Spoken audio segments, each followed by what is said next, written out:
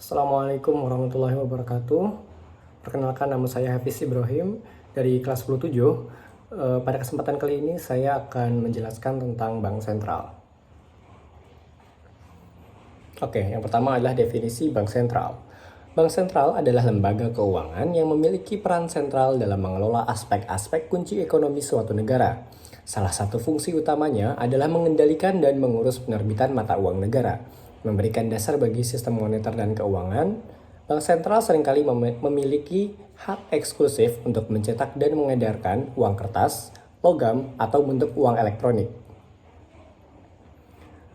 Bank Indonesia adalah Bank Sentral Republik Indonesia. Sebagai bank sentral, Bank Indonesia memegang peran utama dalam mengelola kebijakan moneter dan memastikan stabilitas nilai rupiah, serta menjaga stabilitas sistem keuangan di Indonesia.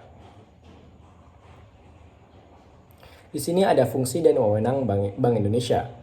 Tugas Bank Indonesia yang pertama adalah menetapkan dan melaksanakan kebijakan moneter. Kemudian yang kedua adalah mengatur dan menjaga kelancaran sistem pembayaran. Kemudian wewenang Bank Indonesia. Yang pertama adalah menetapkan sasaran-sasaran moneter dengan memperhatikan sasaran laju inflasi. Kemudian ada melakukan pengendalian moneter dengan menggunakan cara-cara yang termasuk tetapi tidak terbatas. Stabilitas keuangan.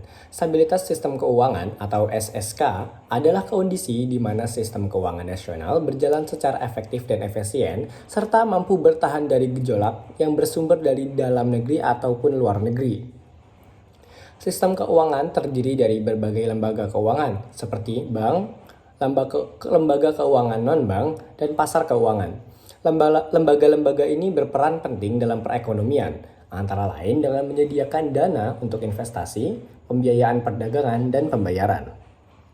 Stabilitas sistem keuangan penting untuk menjaga perekonomian tetap berjalan dengan lancar.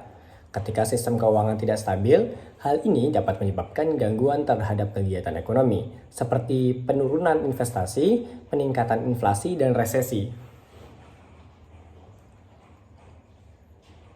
Kemudian ada peran Bank Indonesia dalam sistem SSK. Bank Indonesia berperan penting dalam menjaga stabilitas sistem keuangan di Indonesia.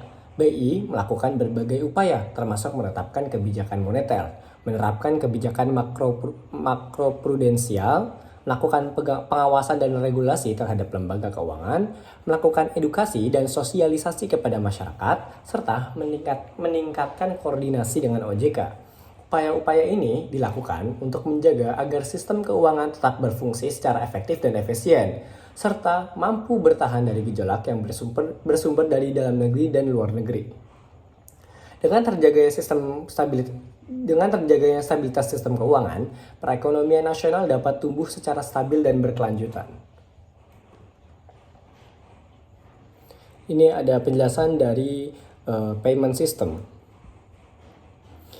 Sistem pembayaran mengacu pada rangkaian prosedur, instrumen, lembaga, dan mekanisme yang memungkinkan transfer dana atau nilai antara pihak yang terlibat dalam transaksi ekonomi. Sistem ini membentuk dasar untuk pelaksanaan pembayaran, memfasilitasi pertukaran barang dan jasa antara konsumen, perusahaan, atau entitas bisnis lainnya. Sistem pembayaran dapat melibatkan berbagai instrumen, termasuk uang tunai, transfer bank, kartu kredit, cek, dan instrumen pembayaran digital. Di sini ada komponen-komponen dari payment system. Yang pertama adalah alat pembayaran atau payment instrument, merujuk pada alat atau media yang digunakan untuk melakukan transaksi pembayaran atau transfer nilai antara pihak yang terlibat dalam suatu kegiatan ekonomi. Instrumen pembayaran dapat berupa berbagai bentuk, termasuk uang tunai, kartu kredit, kartu debit, cek, transfer bank, dan instrumen digital seperti e-wallet atau aplikasi pembayaran online. Dengan menggunakan payment instrument, individu atau bisnis dapat melakukan pembelian barang dan jasa, membayar tagihan, atau mentransfer dana dengan lebih efisien dan mudah. Setiap jenis instrumen pembayaran memiliki karakteristik dan kegunaan masing-masing, sesuai dengan kebutuhan dan preferensi pengguna. Komponen-komponen. Yang kedua adalah Interbank Fund Transfer System atau IFTS. Adalah sistem yang memungkinkan bank untuk melakukan transfer dana antar bank. IFTS dapat digunakan untuk berbagai keperluan seperti pembayaran tagihan, transfer uang, dan penyelesaian transaksi keuangan. IFTS terdiri dari dua jenis, yaitu Real-Time Gross Settlement atau RTGS, yaitu adalah sistem yang menyelesaikan transfer dana secara langsung dan seketika. RTGS biasanya digunakan untuk transfer dana dalam jumlah besar, seperti pembayaran pajak dan pembelian saham. Kemudian ada Net Settlement. Net Settlement adalah sistem yang menyelesaikan transfer dana secara berkala, biasanya pada akhir hari kerja. Net Settlement biasanya digunakan untuk transfer dana dalam jumlah kecil, seperti pembayaran gaji dan pembelian barang dan jasa. Di Indonesia, IFTS dikelola oleh Bank Indonesia. BI RJTS adalah sistem RJTS yang beroperasi di Indonesia. BI RJTS melayani transfer dana dalam jumlah besar, seperti pembayaran pajak, pembelian saham, dan penyelesaian transaksi keuangan. Peran sistem pembayaran. Yang pertama adalah menjamin kelancaran pasar sebagai tempat di mana transaksi terjadi. Yang kedua, mendukung efisiensi dan efektivitas fungsi intermediasi lembaga keuangan. Yang ketiga, mempengaruhi tingkat dan laju pertumbuhan ekonomi serta efisiensi pasar keuangan. Yang keempat, memungkinkan terjadinya spesialisasi pada produksi. Yang kelima, membantu menentukan seberapa efisien transaksi dilakukan dan diselesaikan. Risiko dalam sistem pembayaran. Risiko dalam sistem pembayaran adalah potensi kerugian yang dapat terjadi dalam sistem pembayaran. Risiko ini dapat disebabkan oleh berbagai faktor, seperti kesalahan manusia, kegagalan teknologi, dan kejahatan. Risiko dalam sistem pembayaran dapat dikategorikan menjadi dua, yaitu yang pertama adalah risiko operasional, adalah risiko yang disebabkan oleh kesalahan manusia, kegagalan teknologi, atau faktor-faktor lainnya yang tidak disengaja.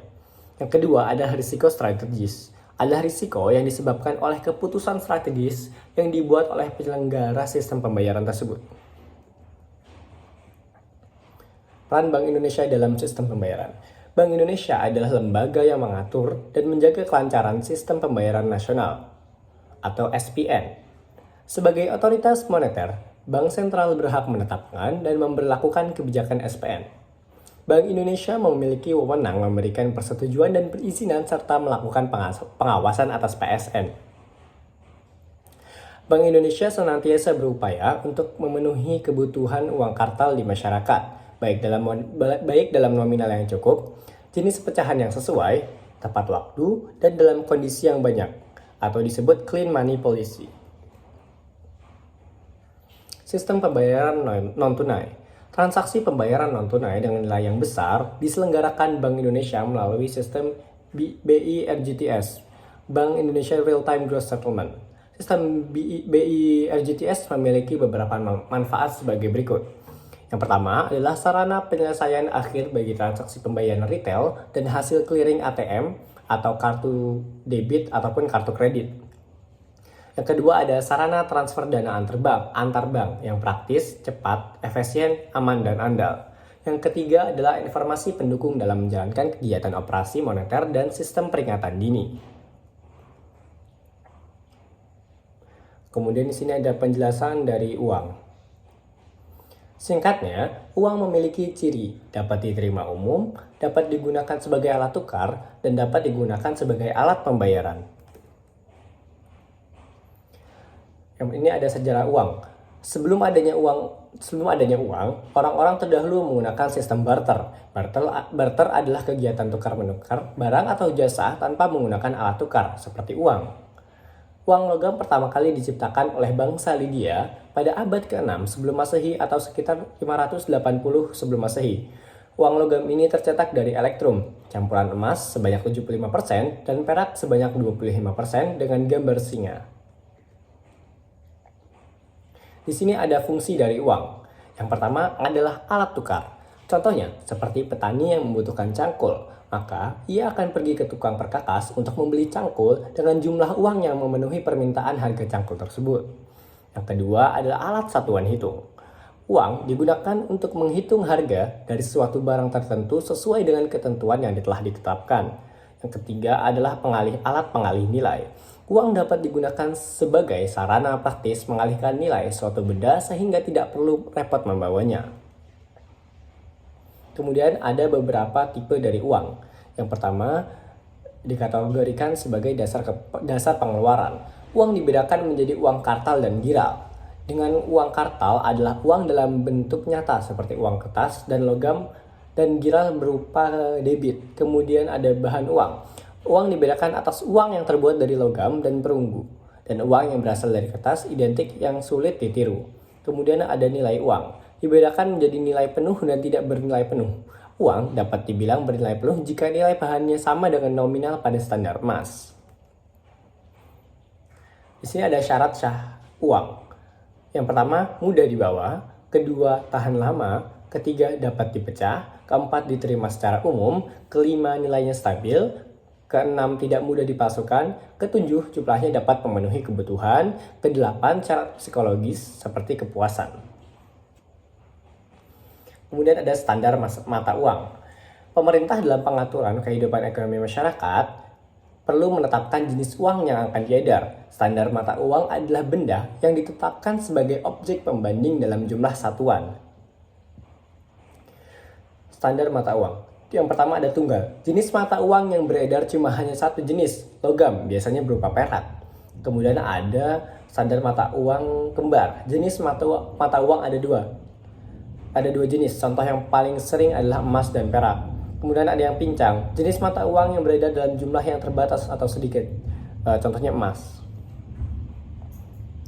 Kemudian ada unsur pengaman rupiah. Yang pertama adalah overt security feature, unsur pengaman yang terbuka yang dapat dideteksi dengan mudah, seperti dengan perabaan dan penglihatan sederhana. Contoh unsur pengaman ini adalah adanya gambar di uang kertas ketika dihadapkan ke sinar matahari. Kemudian ada yang covert security feature, unsur pengaman yang tidak terbuka. Pendeteksiannya hanya dapat dilakukan oleh mesin khusus dengan sensor tingkat kepastian yang tinggi. Contohnya seperti cash recycle di ATM. Kemudian ada sistem moneter. Sistem moneter ini terbagi menjadi dua. Yang pertama adalah standar emas. Sebuah standar yang mengukur nilai seorang lewat gaji berupa emas. Namun, karena sifatnya yang terdapat, akan sangat lambat dalam memproses perubahan ekonomi yang sangat cepat. Tetap dan terkendali. Kegagalan standar emas mendorong pemerintah untuk mulai mempertahankan nilai kurs yang stabil dan menghindari penurunan nilai tukar. Biasanya dilakukan dalam uang kertas dan emas. Namun, cadangan devisa negara akan cepat habis hanya karena mempertahankan nilai kurs. Sistem kurs. Di sini kalian bisa melihat ada yang tetap dan terkendali, kemudian ada yang mengambang bebas. Pengelolaan uang rupiah Bank Indonesia. Untuk melaksanakan tugas, mengatur dan menjaga kelancaran sistem pembayaran, Bank Indonesia menerbitkan Aturan Bank Indonesia Nomor 47 PBI 2012 tentang pengaturan uang rupiah. Dalam aturan itu, selain untuk menetapkan macam uang rupiah yang ada, namun menyebutkan ciri umum sebagai ketentuan pembentukan uang rupiah Indonesia. Cara pengelolaan uang rupiah Bank Indonesia. Yang pertama adalah perencanaan. Bank Indonesia melakukan perencanaan dan penentuan jumlah uang yang beredar lewat memperhatikan tingkat asumsi inflasi, asumsi pertumbuhan ekonomi, rencana macam dan pecahan uang rupiah, serta perkiraan jumlah uang yang dimusnahkan. Yang kedua ada pencetakan. Bank Indonesia melakukan pencetakan uang rupiah dengan menunjukkan badan usaha milik negara sebagai pelaksanaan tugas pencetakan. Jika badan usaha tersebut tidak mampu memenuhi syarat pencetakan yang telah disepakati, maka Bank Indonesia dapat menetapkan kebijakan lain dalam rangka menjaga ketersediaan uang rupiah. Yang ketiga adalah pengedaran. Bank Indonesia adalah satu-satunya lembaga di Indonesia yang memiliki wewenang untuk mengedarkan uang ke masyarakat. Pengedaran uang rupiah oleh Bank Indonesia sesuai dengan kebutuhan jumlah uang beredar. Bank Indonesia juga yang menentukan nomor seri uang rupiah kertas dalam rangka pengedaran dan dilakukan lewat layanan kas dan distribusi. Pengelolaan keuangan negara. Menurut pasal 1 ayat 1 Undang-Undang Nomor 17 Tahun 2003, keuangan negara adalah semua hak dan kewajiban negara yang dapat dinilai dengan uang, baik berupa uang dan barang yang dapat dijadikan milik negara. Pengelolaan keuangan negara tercermin dalam APBN APBD yang ditetapkan oleh undang-undang atau peraturan daerah dengan pelaksanaan melalui keputusan petinggi seperti presiden ataupun gubernur. Di sini ada penjelasan transaksi non-tunai. Transaksi non-tunai adalah bentuk interaksi ekonomi antara pembeli dan penjual yang tidak membutuhkan pertukaran uang tunai, melainkan bekerja dengan transfer deposit antara bank pembeli dan penjual. Sehingga instrumen pembayaran menyediakan mekanisme bagi bank untuk melakukan transfer antar bank. Di sini ada aliran pembayaran non-tunai. Yang pertama adalah kredit. Kredit adalah perintah penempatan dana dari pengirim ke penerima melalui jalur transfer dana dari bank pengirim ke bank penerima. Yang kedua adalah debit. Debit adalah sistem transfer dana di mana pemerintah debit transfer diotorisasi oleh pihak yang memiliki dana. Perintah tersebut kemudian disampaikan pada penerima untuk dicarikan di bank dengan sistem clearing.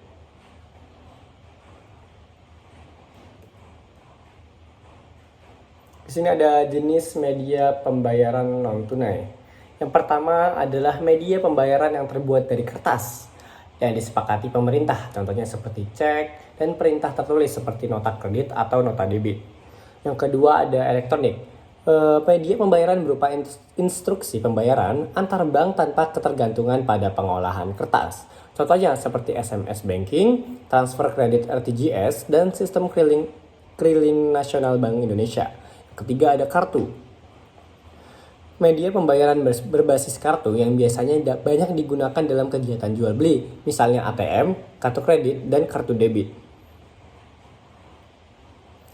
Di sini ada financial inspiration.